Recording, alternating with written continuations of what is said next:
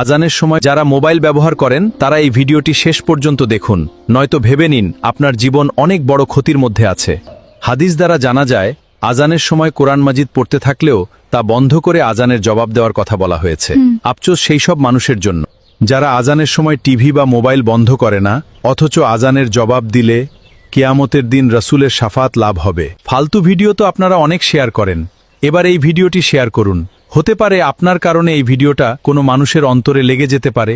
জি, একদম ঠিক বলেছেন ইনশাআল্লাহ। মা ফাতেমার নয়নে মনি হযরত আলীর জান, মা ফাতেমার নয়নে মনি হযরত আলীর জান।